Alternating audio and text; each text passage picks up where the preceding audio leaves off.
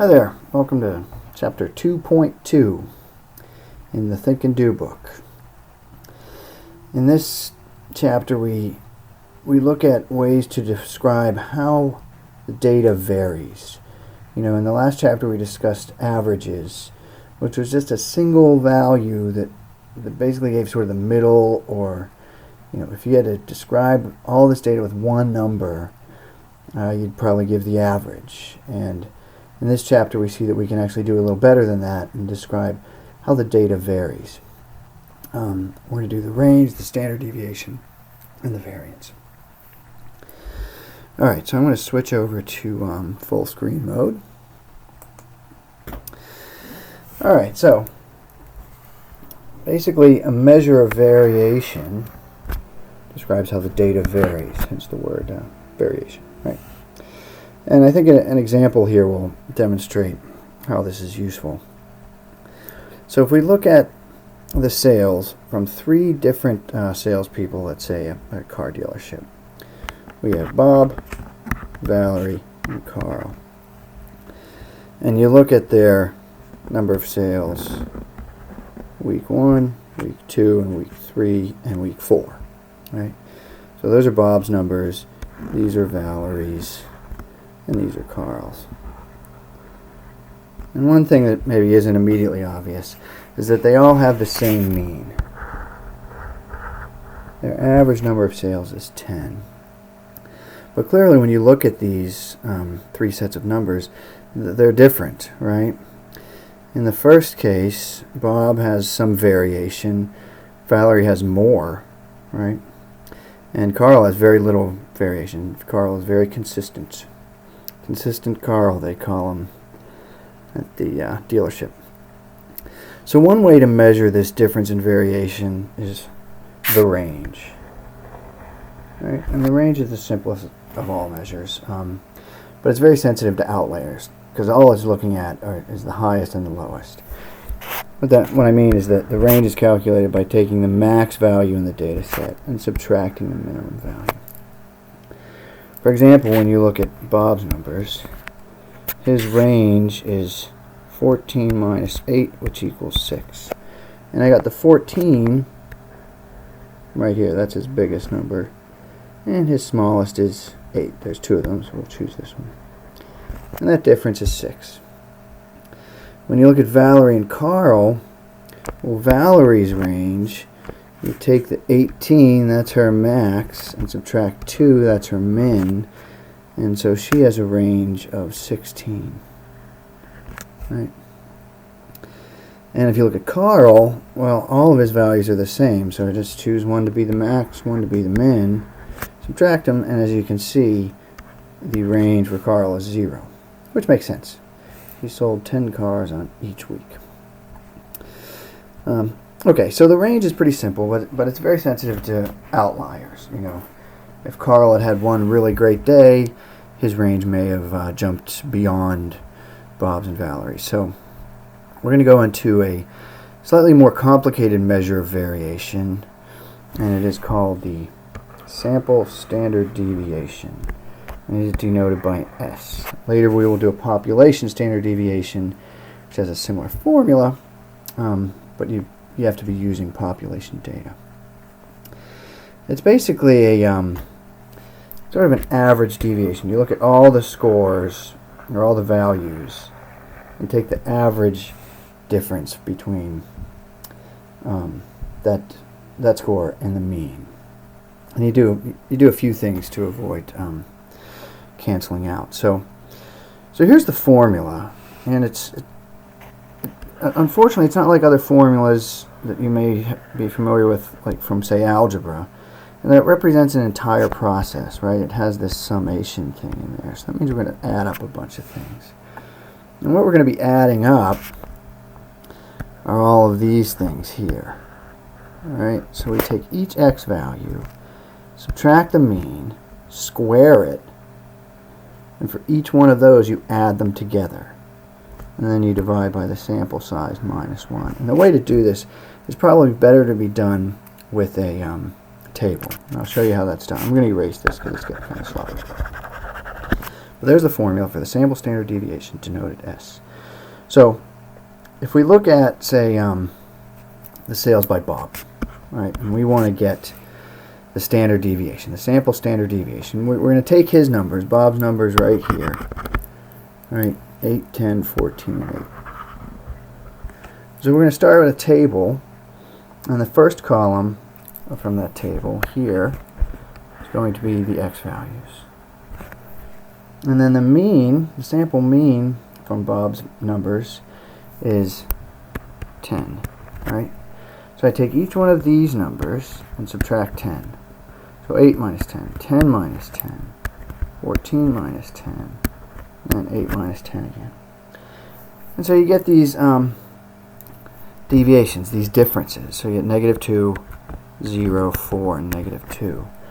Now you might want to average these. The problem is that they all add up to 0, so you always get a 0 standard deviation if you stop there. So what we're going to do to make sure that these things don't cancel each other out is we're going to square them. So we take each value in this column and square it. Negative 2 squared is 4. Remember, a negative times a negative is positive. 0 squared is 0. 4 squared is 16. And negative 2 squared again is 4. Again, make sure you should not have any negatives in this column. And then you just add all these things up. And what that is actually equal to a piece of that formula. It's the sum of the x minus x bars squared. Right? So when we go back to our formula here, our top part under the radical is our 24. Right? And we got that from here. Right? Now the denominator inside the radical is n minus 1. There were 4 data values, subtract 1, so you get 3. So what you have in there is actually 24 over 3, which is 8. And then finally, the last step is to take the square root. Don't take the square root to the very end. So the square root of 8 is 2.8. There's some others. It's rounded to 1 decimal place here. Why? Because of the rounding rule.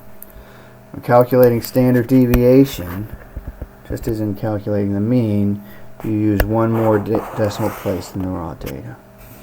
Our raw data here are whole numbers, so we go to 1 more decimal place, or 1 decimal place. That's why we rounded to 2.8.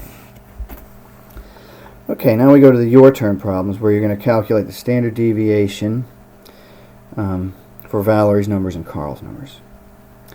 And before you do, you can probably speculate that if you look at these numbers, you know, Valerie has a lot of variation. Right? Her range was 16. On the other hand, Bob had a much smaller range of values. So we can expect her standard deviation to be bigger than Bob's. And Carl had no deviation, so we can expect a small deviation from him. So Valerie, we go through the same process, only here's her x values. We take those, we subtract the mean, and the mean is the same as for Bob and for Carl, for that matter. And so we get all these differences. But again, you don't add them up yet, because you have to square them. So when you square 8, you get 64. When you square negative 8, you get 64. That's why these things don't cancel out anymore, because the negatives go away. 6 squared, 36, negative 6 squared, 36. When you add all these numbers together, you get 200. So the top number inside the radical is that, right? And then the 3 is just n minus 1. That's the sample size, minus 1. When you take the square root of 200 over 3, you get 8.2 when you round to 1 decimal place. So 8.2. So notice Valerie's is 8.2 right here, and when we went back to Bob's, his standard deviation was 2.8. So there was less variation in Bob's numbers.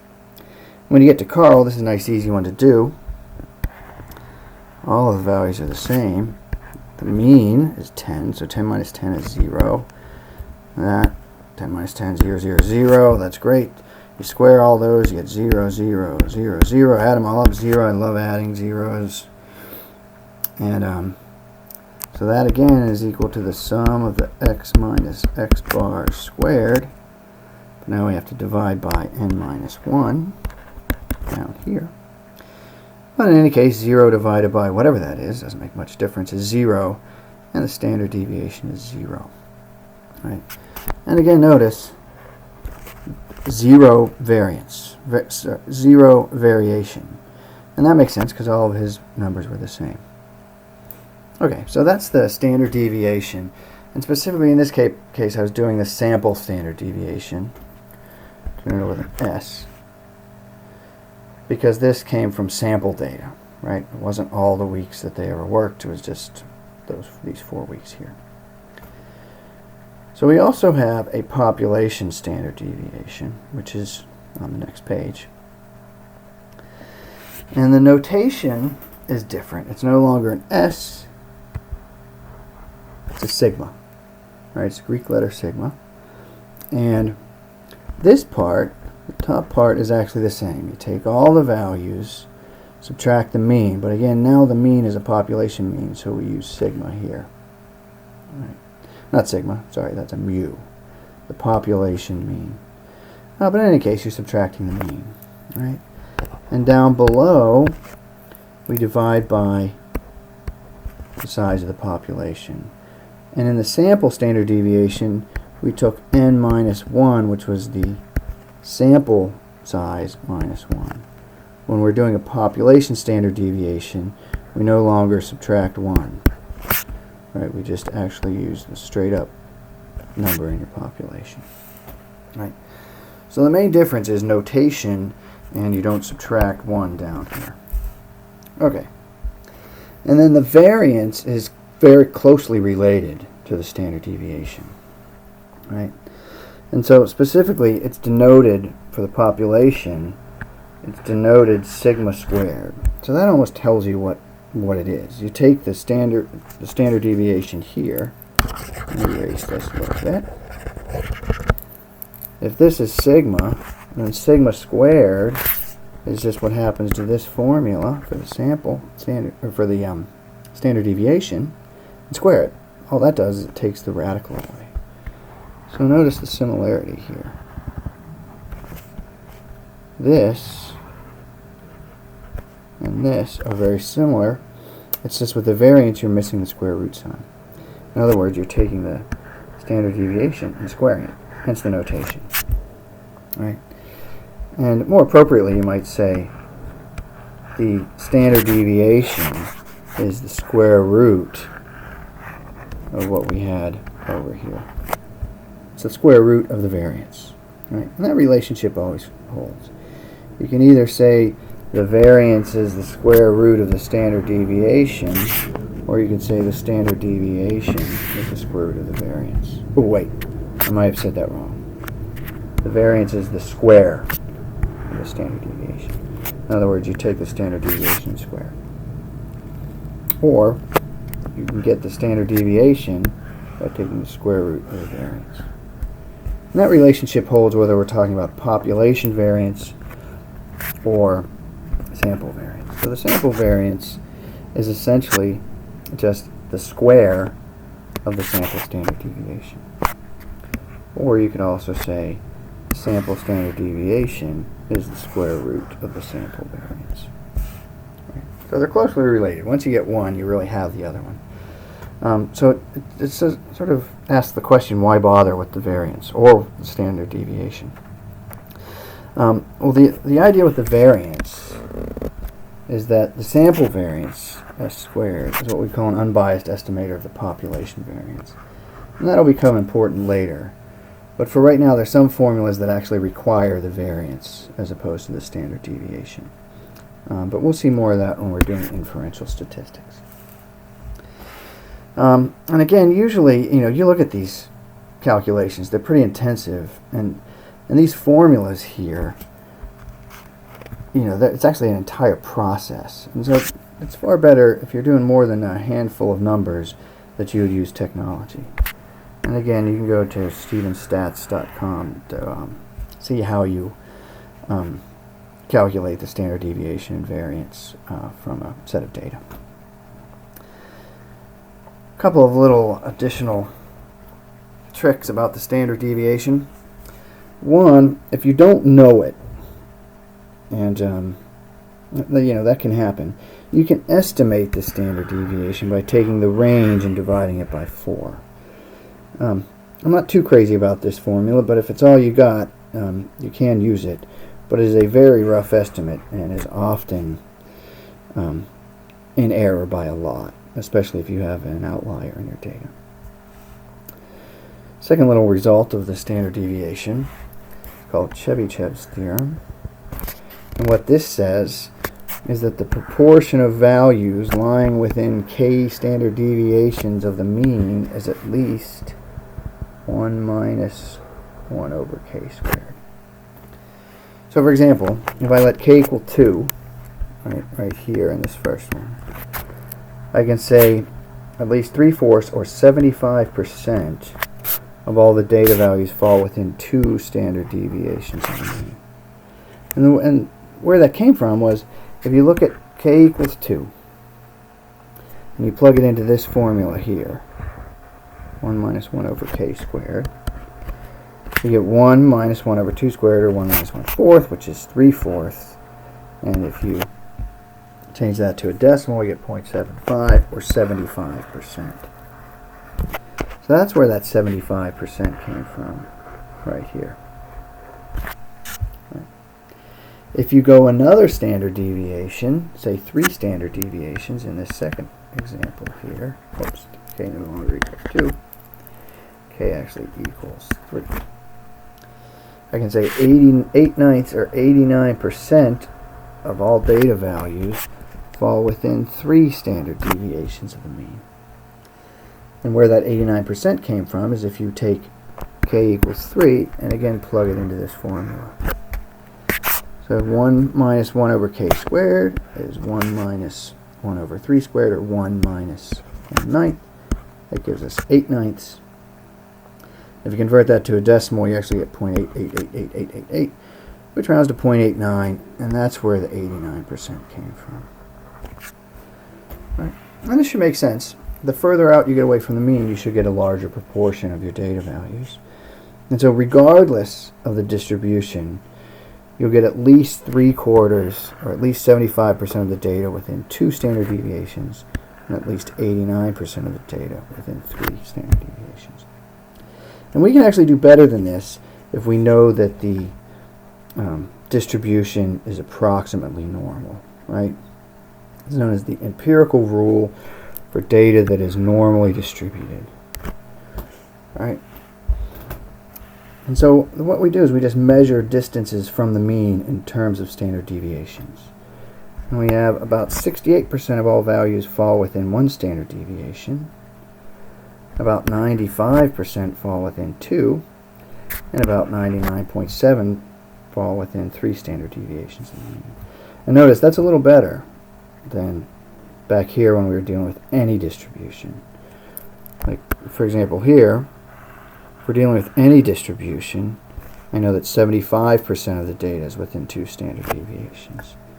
Here, if the data is normally distributed, I know that about 95% of the data is within 2 standard deviations. And the way that looks is if you take your mean right here, if you go down a standard deviation and up a standard deviation, you get 68% of all the data values. If you go down 2 standard deviations and up 2 standard deviations, you get about 95%. And if you go out 1 more to 3 standard deviations, you get 99.7%. Right? So the further out you get, the greater proportion of data values. And we'll do this with demonstrate this empirical rule with an example regarding IQs. So we'll assume IQ scores are normally distributed with a mean of 100. Right? We'll assume this is population data. So mu equals 100. Right? And the standard deviation is 15. So sigma equals 15. If we want to find the range of IQ scores in the middle 68%. Right, I'm going to this one up here. The middle 68%, I need to go down a standard deviation and up a standard deviation. If I do that, I take 100 minus 15, that's 100 minus, that's the mean minus 1 standard deviation, I get 85. And if I take the mean and I add a standard deviation, I get 115. So I know that about 68% of IQ scores are between 85 and 115. If you go out 2 standard deviations, you get the middle 95% of the scores. And so the way we do that, we take the mean, subtract 2 standard deviations, so that's 100 minus 2 times 15, 100 minus 30, or 70. And then we take the mean, and we add 2 standard deviations, which means you take 100 plus 30, 130. So the middle 95% of IQ scores ranges between 70 and 130. And that's just going down 2 standard deviations and up 2 standard deviations. To get the middle 99.7, that's up here, that's 3 standard deviations. So we take the mean and subtract 3 standard deviations to get us 55. We take the mean and add 3 standard deviations, that gives us 145. What we can say is that about 99.7% of us have an IQ between 55 and 145. All right. That's one example of how we use the empirical rule. And then another way we do this is to go back here and we say, all right, suppose I come back here. If 95% of all values fall within 2 standard deviations, then if you have a value that's more than 2 standard deviations beyond the mean, that's sort of unusual, right? And so that's actually how we'll define unusual from here on in. Actually, we'll have a couple more definitions later, but for now, we'll call a value unusual if it is more than 2 standard deviations away from the mean. And that's what this is saying down here. New definition of unusual. It's no longer a personal opinion. If a value lies more than 2 standard deviations away from the mean, we will call it unusual. Right. And if it is less than 2 standard deviations away from the mean, we'll say that it is not unusual. I don't really like using the phrase usual. And here, the distribution should be approximately normal. Right.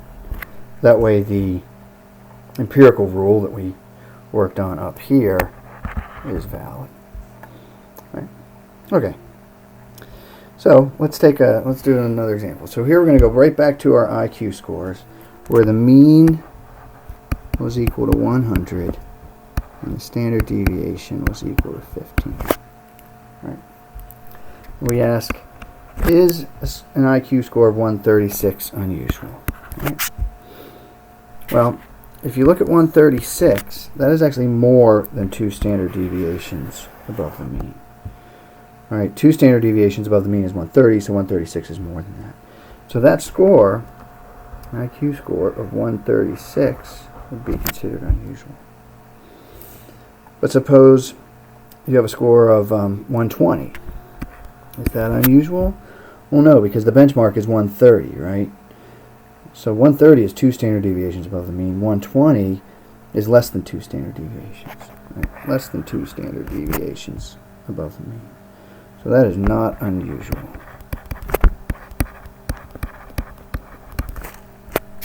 And then in part C here, it goes in the other direction as well. Is an IQ of 62 unusual? Well, 2 standard deviations below the mean was 70. Right? So a score of 62 is actually more than 2 standard deviations below the mean. Right? Therefore, it is unusual. Right?